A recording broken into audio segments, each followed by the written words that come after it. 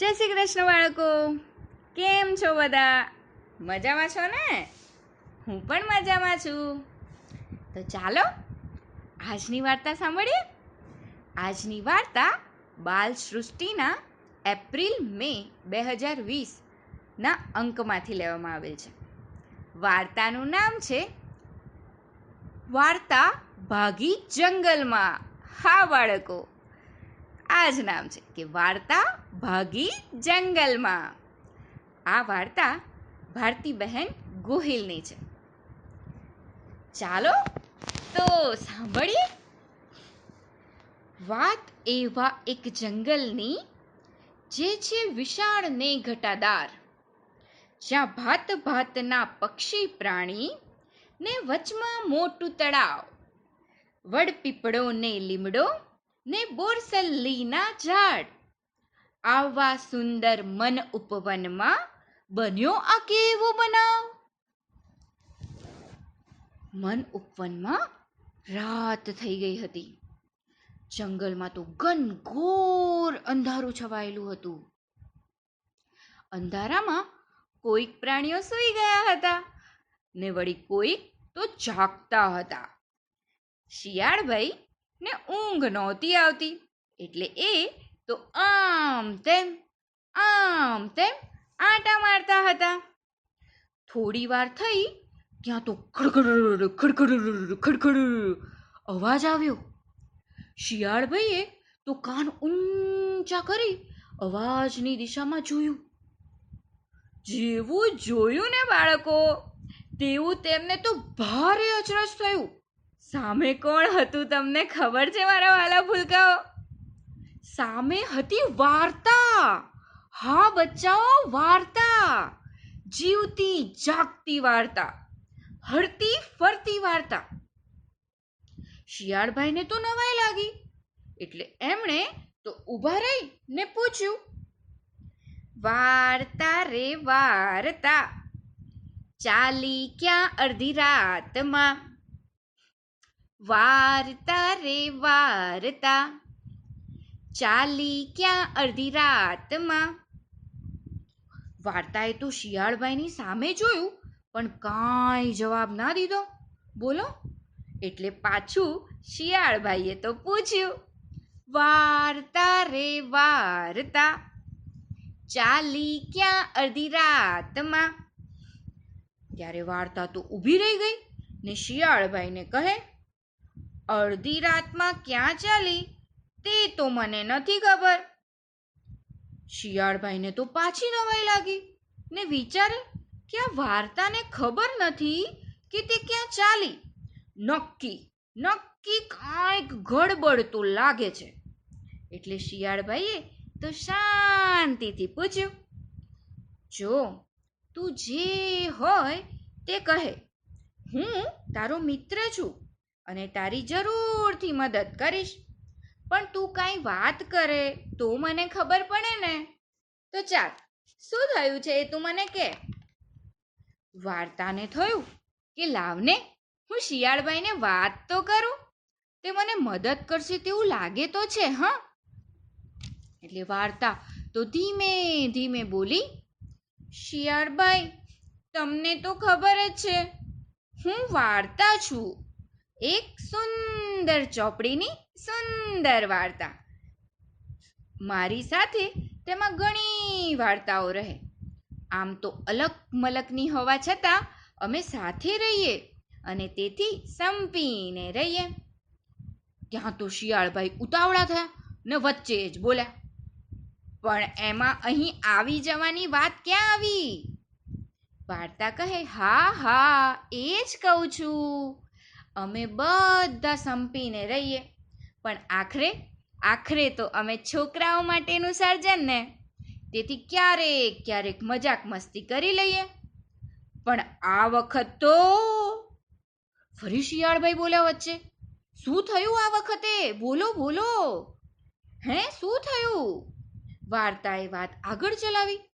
આ વખતે એવું બન્યું કે તે બધી વાર્તાઓ એક સંપ કરીને મને હેરાન કરવા લાગ્યા અને પછી કહે, હાલતા ને ચાલતા છોકરા ચોપડી વાંચતા. વાંચતા વાંચતા થાકી જાય, છેલ્લી વાર્તા છોડી જાય. આ સાંભળતા જ મેં કહ્યું, તમે શું કહો છો? હે, છોકરા છેલ્લી વાર્તા છોડી જાય એમ? એનો અર્થ એ કે તમને બધાને એ છોકરાઓ વાંચે ને મને છોડી દે, એમ જ ને? તો બોલો બધી વાર્તાઓ કહે, હા હા હા, એમ જ. હાલતા ને ચાલતા છોકરા ચોપડી વાંચતા. વાંચતા વાંચતા થાકી જાય, છેલ્લી વાર્તા છોડી જાય. ને વળી પાછું એમ પણ કહ્યું કે તું નકામી, સાવ જ નકામી. આટલું બોલતા તું વાર્તાની આંખોમાં આંસુ આવી ગયા. વાર્તા તો રડવા લાગી અને આગળ કહે, મને બહુ દુઃખ થયું. પછી તો હું છાની માની બેસી ગઈ શિયાળબાઈ. તે બધી ઊંઘી ગઈ ને હું જાગતી રહી. મને કેમે કરીને ઊંઘ ન આવે. એમ જ થાય કે હું ખરેખર નકામી. ને જો નકામી હોઉં તો મારે અહીંયા શું કામ રહેવું? ને પછી હું તો ભાગી, ચોપડી છોડીને ભાગી અને ભાગતા ભાગતા અહીં આવી ને તમે મળી ગયા મને. હવે તમે જ કહો, મારે શું કરવું? શિયાળભાઈ ને તો વાર્તાની વાતમાં રસ પડ્યો. તે કહે, તારી વાત તો સાવ સાચી છે. તું સરસ મજાની વાર્તા ને તને કોઈ વાંચે નહીં, નકામી ગયે તે કેમ ચાલે? પણ તું ચિંતા ન કર. હા, આ જંગલમાં મારા ઘણા બધા મિત્રો છે. અમે બધા ભેગા થઈ ને તારી મદદ કરીશું. વાર્તાને તો થોડી હળવાશ થઈ. ત્યાં તો ધમ ધમ ધમ ધમ ધમ ધમ કરતા ને ડોલતા ડોલતા, સૂંઢ હલાવતા હલાવતા હાથીભાઈ આવ્યા. શિયાળભાઈએ તો હાથીને બધી વાત કરી.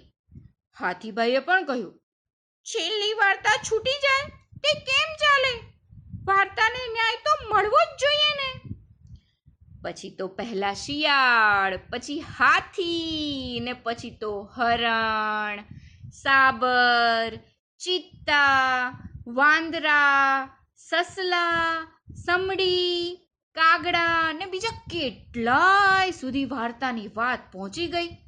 ને સૌથી છેલ્લે તો આ મન જંગલના રાજા સિંહ સુધી પણ વાત પહોંચી ગઈ. એટલે સિંહે તો બધાને એક સમય આપ્યો અને કહ્યું કે આ અંગે ચર્ચા વિચારણા કરવા માટે બધા હાજર થઈ જજો. પછી તો બધા જ પ્રાણીઓ આ અંગે ચર્ચા વિચારણા કરવા એકઠા થયા. સિંહે તો શિયાળભાઈને કહ્યું, મારા સુધી તો ફરતી ફરતી વાત પહોંચી છે.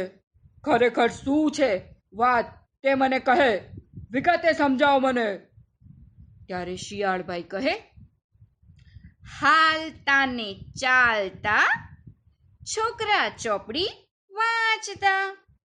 વાંચતા વાંચતા થાકી જાય, છેલ્લી વાર્તા છોડી જાય. વાર્તાને લાગ્યું ખોટું, મોઢું ચડ્યું મોટું. અડધી રાતે જાગી, જંગલમાં એ ભાગી. ત્યાં તો સિંહભાઈ બોલ્યા, અરે શિયાળ, જરા ફરી સંભળાવજો, થોડુંક સમજ ના પડી મને. એટલે શિયાળભાઈ તો પાછા કહેવા લાગ્યા, હાલતા ને ચાલતા છોકરા ચોપડી વાંચતા. વાંચતા વાંચતા થાકી જાય, છેલ્લી વાર્તા છોડી જાય. વાર્તાને લાગ્યું ખોટું, મોઢું ચડ્યું મોટું. અડધી રાતે જાગી, જંગલમાં એ ભાગી. આ વખતે તો સિંહે ધ્યાનપૂર્વક સાંભળ્યું ને તેને આખી વાત સમજાઈ ગઈ. તેને પણ થયું કે વાર્તાની વાત તો સાચી છે. કોઈ વાંચે તો જ વાર્તા કામની, ન વાંચે તો સાવ જ નકામી. સિંહે તો થોડી વાર વિચાર કર્યો. શું કરશું? પછી તો બધા પ્રાણીઓ સાથે એને ચર્ચા વિચારણા કરી અને બધાને ઉપાય જણાવવા કહ્યું ને પછી તો બધાએ પોતપોતાને જે યોગ્ય લાગ્યા તે ઉપાયો કહ્યા ને પછી એક વાત પર બધા સહમત થયા. તમને ખબર છે બાળકો શું હતી એ વાત? પછી તો સિંહે કહ્યું, અહીં જેટલા પ્રાણીઓ છે તે બધા જ જાય ને વાર્તાની ચોપડીમાં જઈ ને યોગ્ય જગ્યાએ બેસી જાય. પછી તો આમ નક્કી થયા પ્રમાણે બધા જ પ્રાણીઓ પક્ષીઓ તો ઉપડ્યા પેલી વાર્તાની સાથે ને પહોંચ્યા પેલી ચોપડી પાસે. ત્યાં પોતપોતાને જ્યાં યોગ્ય લાગ્યું ત્યાં એ લોકો તો ગોઠવાઈ ગયા. ટપ ટપ ટપ ટપ ટપ ટપ ટપ ટપ ટપ ગોઠવાઈ ગયા. આ તો બધા બહુ મજાના પાત્રો ને વળી બાળકોને પ્રિય એવા પાત્રો. તમને ખબર છે મારા બચ્ચાઓ, આ બધાયના આવવાથી વાર્તા તો પહેલા કરતાં ખૂબ જ મજાની બની ગઈ, ખૂબ જ રસપ્રદ બની ગઈ અને બચ્ચાઓને આકર્ષે એવી બની ગઈ. એવી મજાની ને કે છોકરાઓ ચોપડી એકવાર હાથમાં લે તે છેલ્લે સુધી વાંચે ને પાછું એક વાર નહીં, બે વાર નહીં ને વારંવાર વાંચે જ રાખે. કોઈ એને વાંચ્યા વિના છોડે જ નહીં. એટલે છેલ્લી વાર્તાને તો હવે મજા પડી ગઈ. તેને થયું કે હવે હું કામની વાર્તા છું, નકામી નહીં જ. તેણે તો રાજી થઈ ને બધાય પ્રાણીઓનો ખૂબ ખૂબ આભાર માન્યો ને પછી તો ગાવા લાગી. હાલતા ને ચાલતા છોકરા ચોપડી વાંચતા મજા પડે, પ્રાણી મિત્રો નજરે ચડે, છેલ્લી વાર્તા છોડે નહીં, મને ખોટું લાગે નહીં. પછી તો કહેવાય છે ને કે બાળકો ત્યારથી આ બાળ વાર્તાઓમાં પ્રાણીઓ ને પક્ષીઓ એવા ગોઠવાયા કે આજ સુધી એ લોકો બહાર નીકળવાનું નામ જ નથી લેતા અને બાળકો જોડે મજા કરે છે.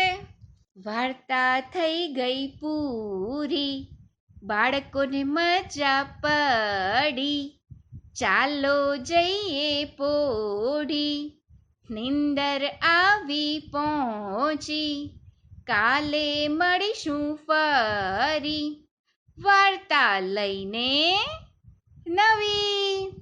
તો ચાલો બાળકો આજનું ઉખાણું સાંભળી લઈએ.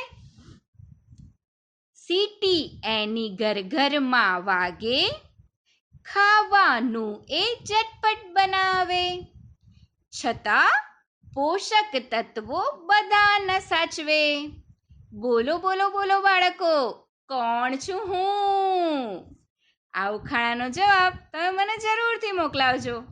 હું તમારા જવાબની રાહ જોઈશ. સારું તો બાળકો, આવજો. જય શ્રી કૃષ્ણ. નમો નમઃ.